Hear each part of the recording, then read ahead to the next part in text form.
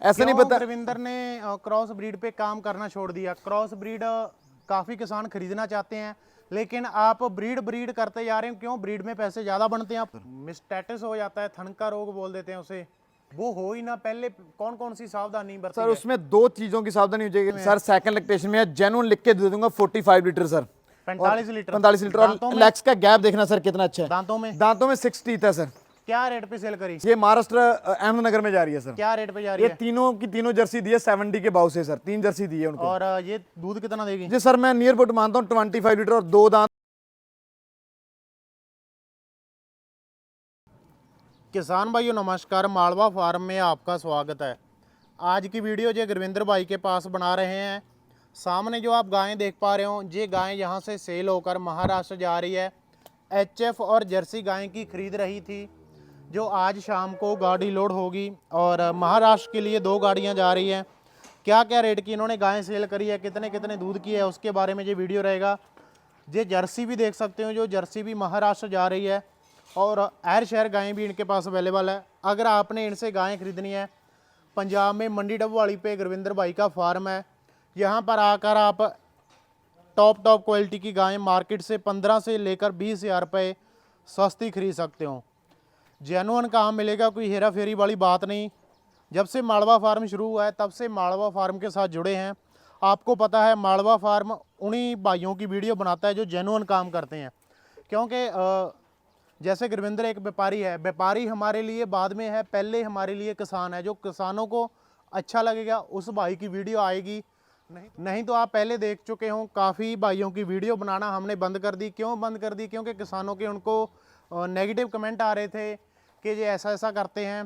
तो वही बंदा मालवा फार्म के साथ लंबा चलेगा जो जेन्युइन रहेगा। तो गुरविंदर से आपकी मुलाकात करवाते हैं। पहले सीधा आपको गायें चला कर दिखाई जाएगी। वीडियो के लास्ट में गाय की केयर कैसे करनी है, रख रखाव कैसे करना है, कौन कौन सी दिक्कत आती है, उसके बारे में लास्ट में बात करेंगे। भाई नमस्कार। नमस्कार सर जी। कहाँ कहाँ जा रही है महाराष्ट्र? सर आज जो गाय जा रही है महाराष्ट्र उस्मानाबाद जा रही है और अहमदनगर में जा रही है, और एक गाड़ी गुजरात में जा रही है सर, जो कि पालमपुर के बाजू में है। तो हर एवरेज रेट हमारे फार्म का 60 से स्टार्टिंग होकर सर 150 तक एंडिंग रहता है। मेरे कुछ सवाल रहेंगे बाद में, पहले हमें गायें चलाकर दिखाओ। जी जी जी। ये गाय जो पहले नंबर पे खड़ी है जी, कौन से लैक्टेशन में है? सेकंड लैक्टेशन में है सर। 4 टीथ है, खुद एबीएस की। आगे इसको हनी बी सीमन से प्रेग्नेंट है। चला दो। और सीमन जो बोल देते हैं और रिकॉर्ड देते हैं, बिल्कुल रिकॉर्ड देते हैं सर। ऐसी लोकल तो मिलेगी नहीं सर इसी सीमन की। अगर सीमन अच्छा होएगा तो फिर ही ऐसी गाय मिलेगी। कितना दूध देगी सर? इसने फर्स्ट का रिकॉर्ड है जो 42 लीटर का है, विद फार्म का रिकॉर्ड चलेगा। अभी हम कितना मान रहे हो? अभी मैं 45 बोल सकता हूं, लेकिन मैं 40 ही बोलूंगा क्योंकि कहाँ के लिए सेल करी? महाराष्ट्र उस्मानाबाद जा रही है। क्या रेट पे? तो सर ये 40 लीटर हमने 1 लाख में दी है सर। और मैं आपको एक इसकी चीजें सिंगल नस, अभी तो गाय की ब्रीड से आइडिया लगा सकते हो। आर्डर में अभी मिल्किंग पाइप देखो सर, अभी से उठनी स्टार्ट, अभी 20 डेज पेंडिंग है।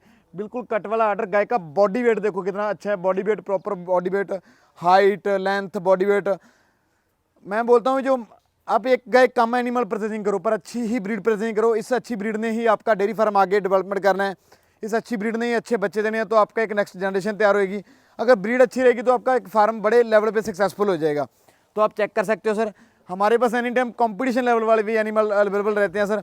सभी की वीडियो देखो, वीडियो डालना सभी का हक है, आपका देखना सभी का हक है, पर एक जेन्युइन बंदे से ही एनिमल प्रोसेसिंग करो, जिसको एक अच्छी नॉलेज हो, जिसका एक अच्छा फार्म हो, जिसके आप अच्छी जानकारी हो सर। इसके जो साथ वाली गाय है वो कौन से लैक्टेशन में है? बिल्कुल सर, ये सेकंड लैक्टेशन में है सर, और ये भी सेकंड में है।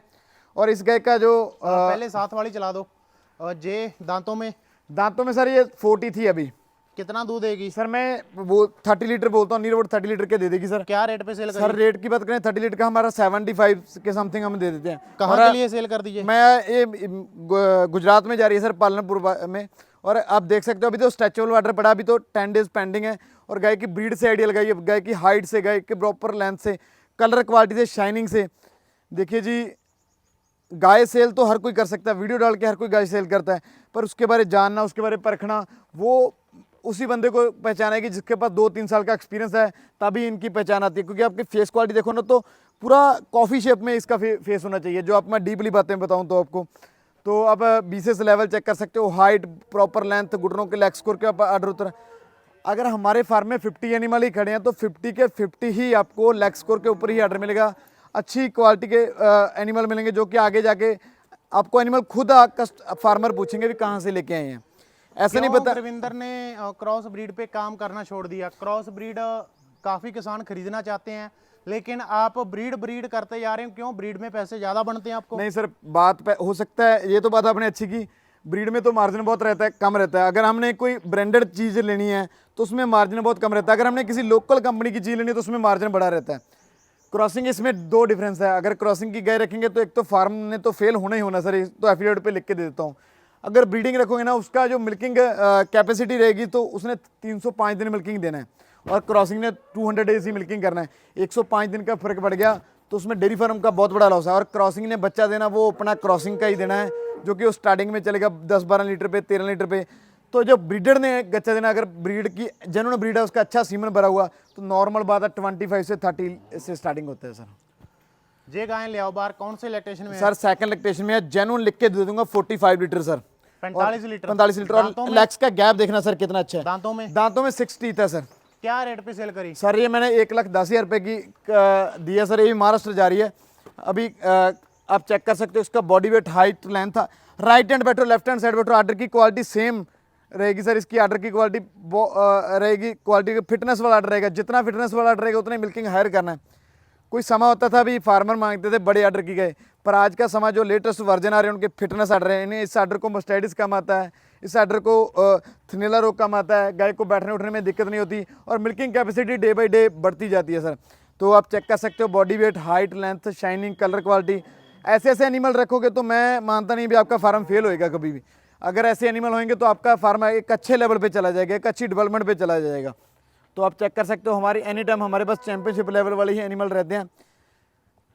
अगर हमारी दुकानदारी में कोई धोखाधड़ी होती, अगर हमारी दुकानदारी में धोखाधड़ी होती, अगर हम किसी से लॉस का, किसी से प्रॉफिट का या लॉस का धंधा करते, या ऐसी कोई फेक गाय दिखाते या फेक गाय वीडियो डालते, तो इतनी ना तो आज हमारे फार्म में इतनी गाय होती, ना आज हमारे फार्म में कोई कस्टमर होता।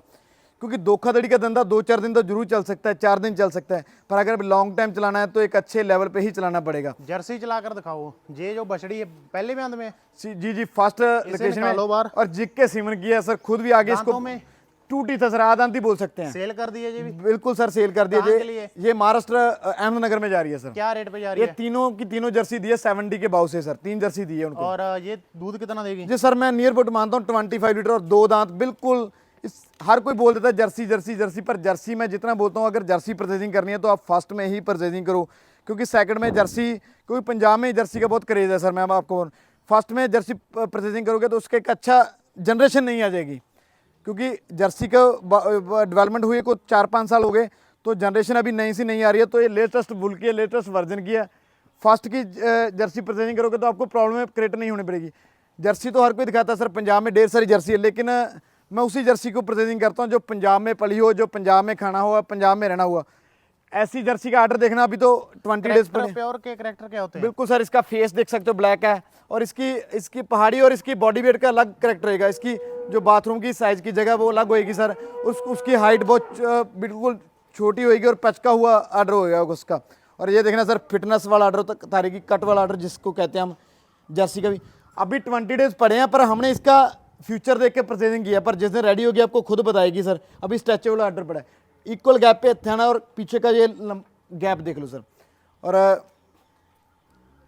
हम तो बोलते हैं हर एनिमल परचेजिंग करो, एनिमल परचेजिंग करो, पर एक अच्छी ब्रीड के परचेजिंग करो। ब्रीड ही आपके डेयरी फार्म को सक्सेसफुल करेगी।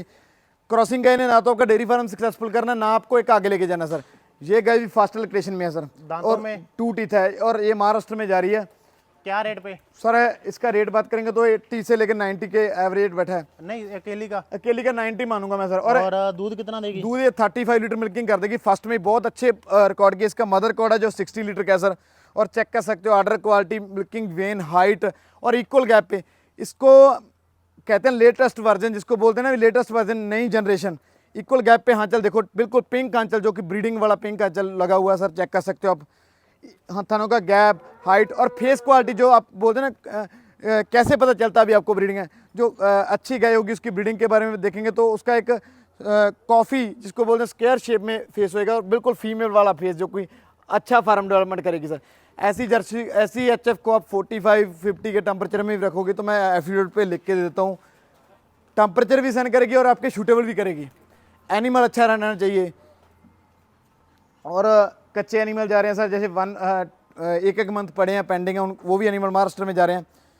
एनिमल तो हर रोज दिखाते हैं सर, हर रोज वीडियो दिखाते हैं। एनिमल की कोई कमी नहीं है, हम टॉप से टॉप ही एनिमल आपके सामने लेके आते हैं। गायें आपकी देख ली। अभी मेरे जो सवाल हैं जी उनका आंसर देना, सही सही बताना, दिल की बातें बताना। जी काफी भाई कह देते हैं कि ज्यादा ब्रीड की तरफ जाएंगे तो ब्रीड को बीमारी आएगी, क्रॉस गायें ज्यादा बीमार होती है। जी कितनी की ये गायें बीमार होती है, क्या सिस्टम है इसे मैनेज करने के लिए, देखभाल करने के लिए? मैं ये तो बातें रहेगी सर, मैं बातें बोल देता हूँ, वो बोल देता हूँ, किसी की बातों पे यकीन नहीं करना, प्रैक्टिकल करना है। अगर मैं अभी तो टेम्परेचर बहुत कम हो गया, हमने 40-45 टेम्परेचर में महाराष्ट्र में गाय बेची है, वो तो डेड नहीं हुई सर, उसने तो शूटेबल कर लिया, अच्छी मिल्किंग करना है। अगर कस्टमर को अवेयरनेस भी कम है ना, तो ब्रीड ने अपने दम पे मिल्किंग कर देना है। अगर कस्टमर को अवेयरनेस कम है तो ब्रीड ने अपने दम के मिल्किंग कर देना है। अगर क्रॉसिंग में आपको अवेयरनेस नहीं है तो क्रॉसिंग में दूध पता कितने 15 लीटर डाइट प्लान सेम रहेगा, क्रॉसिंग और ब्रीडिंग का डाइट प्लान सेम रहेगा। अगर 25 kg साइलेज खाएगी तो ब्रीडिंग भी 25 kg साइलेज खाएगी। अगर उसने वही फीडिंग लेनी है, वही डाइट लेनी है, पर उसका अंदर का सिस्टम ही नहीं है अभी ब्रीडिंग वाला, वो हायर मिल्किंग कर सके सर। और उसने क्या 5 या 6 मंथ ही मिल्किंग करनी है, और ब्रीडर ने एंड तक 9 मंथ तक मिल्किंग कर देगी। आपको 1 मंथ बाद आपको खुद छोड़नी पड़ेगी।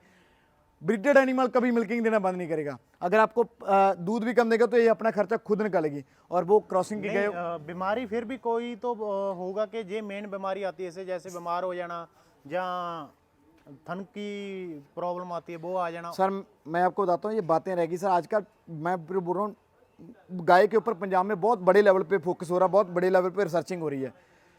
जनरेशन नहीं आएगी तो इसी जनरेशन को 40-45 टेम्परेचर रहता है पंजाब में। अगर महाराष्ट्र की बात करूं तो पंजाब में ज़्यादा टेम्परेचर रहता है।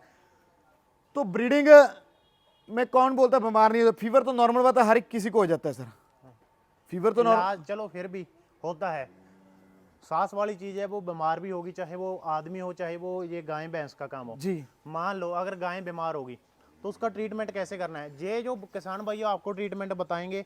कोई जाए ये प्रोफेशनल काम नहीं है, ये जो गुरविंदर भाई अपने फार्म पे ट्रीटमेंट यूज़ करते हैं वो आपको बताया जा रहा है। ज़्यादा सेफ्टी के लिए आप एक बार डॉक्टर से सलाह जरूर करना।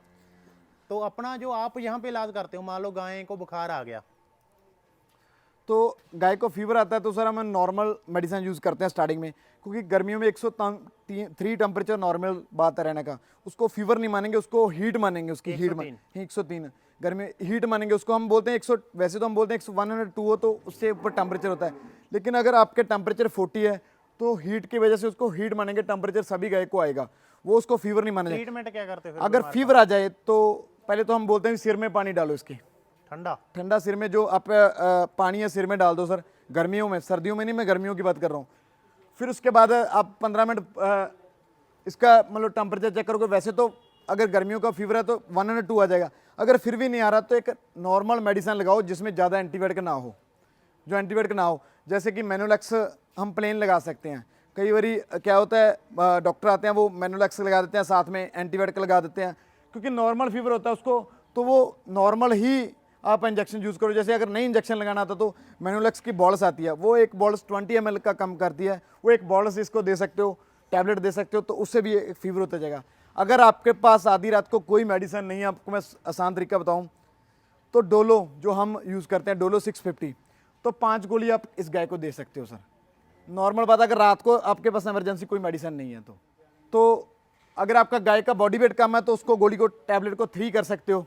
नहीं तो अगर बॉडी अच्छे बॉडी वेट की है तो आपको आधी रात को डॉक्टर के पास, अगर डॉक्टर फ़ोन नहीं उठा रहा, आपका डॉक्टर दूर है, आपको नहीं है गाय को फीवर हो गया, तो आपको घर पे नॉर्मल डोलो की गोली वो आपको गाय को खिला सकते हो सर। मिस्टेटिस हो जाता है, थन का रोग बोल देते हैं उसे, वो हो ही ना, पहले कौन कौन सी सावधानी बरती सर? उसमें 2 चीज़ों की सावधानी हो जाएगी। जब आप मिल्किंग करते हो तो इसके आंचल के रोम खुले रहते हैं सर, आंचल के रोग खुले रहते हैं। जब नीचे बैठती है तो इनके नीचे जो होती है कीटाणु होते हैं सर, मैटों के नीचे।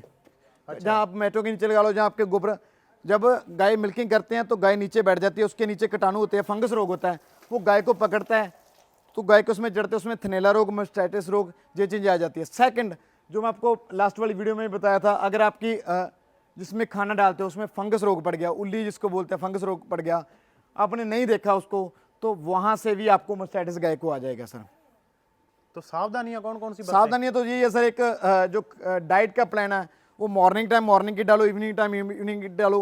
नीचे जो हर रोज मैं बोलता हूँ सस्ते वाला चूना, चाहे जहाँ पे गाय खाना खा रही है वहाँ पे एक सस्ते वाला चूना 15 दिन के बाद पेंट करते रहो, एंटीसेप्टिक रहता है। और इसके टीथ में जो मेडिसिन आती है वो लगाते रहो। जैसे मेडिसिन वो आप डिप करते हो वो पहले करनी चाहिए या बाद में? नहीं सर, बाद में मिल्किंग दूध करने निकालने के बाद? मिल्किंग करने के बाद। कौन सी मेडिसिन होती है? मेडिसिन आप अगर आपको कोई मेडिसिन नहीं मिल रही है तो ग्लिसरीन जो हम मुंह में लगाते हैं और बीटाडीन वो मिक्स करके वो लग सकती है सर।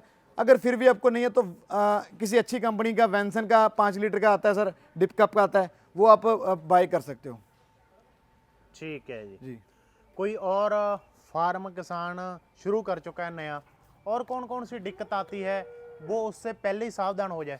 सर मैं आपको बताता हूँ, जो फार्म स्टार्ट करता है पहले उनको भाई को बोलना चाहूँगा अभी, अब अगर दिन में 12 घंटे हैं, 12 आवर्स दिन में होते हैं, तो 5 घंटे आपको फार्म में मैक्सिमम रहना चाहिए अगर पहली बार स्टार्ट कर रहे हो।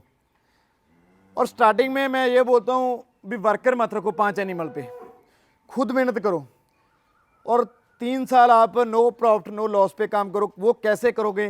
3 साल? 3 साल सर, वो कैसे करोगे? आपके पास मान लो 20 एनिमल हो गए, 20 एनिमल हो गए, उसमें क्या रहता है, अगर फर्स्ट साल करेंगे तो दूध की इनकम से आपकी गाय का जो गाय पे आप पैसा लगा के वो निकलेगा फर्स्ट ईयर।